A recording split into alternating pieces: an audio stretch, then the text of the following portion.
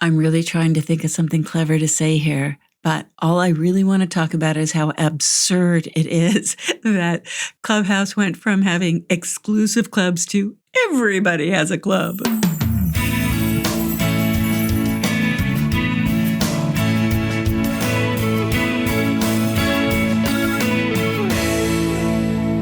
So I woke up on Sunday to all these notices about join my club, join my club, join my club, join my club, join my club. And as it turns out, the founders of Clubhouse decided that they were going to let everyone have 2 clubs.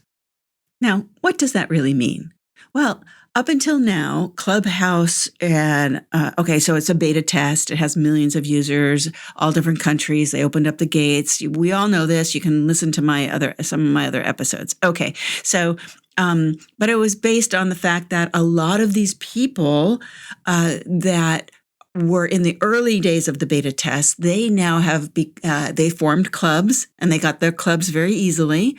And so when they started to open up little by little by little at the end of December, let's call them the gates of Clubhouse, for more users to come in, more people wanted to be able to have clubs, okay? And these clubs that already existed and have been there for a while, they had, a lot of following. And the people are these master moderators, and they're the welcoming committees, and they're all of this. Well, there's kind of a little bit of an unfair advantage there. There's a big unfair advantage there, right?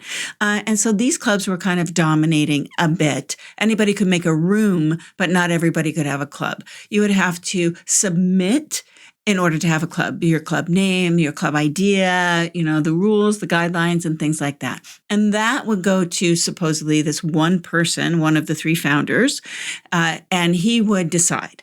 Well, I guess as they opened up the gates, they never really logistically thought about how many more clubs would come into the pipeline, and he would have to look at it and approve. So I'm assuming, and I'm probably right, that they didn't take that into account, nor did they take into account all of the other fires that they have to put out by opening up the floodgates the way they did to let people in, that they all of a sudden decided the other day that they were just going to make everybody happy, and everybody gets to have a club.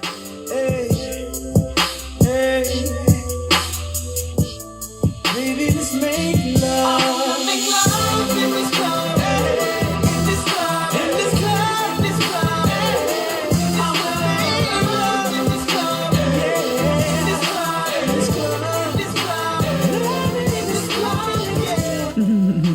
Probably going to get in trouble for using that, but yeah, that was, what's his name?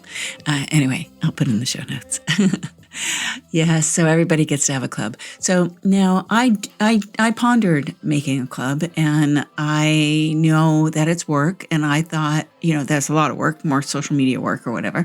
And I thought, well, I'll come up with something fun. And I did. It's called 60-something.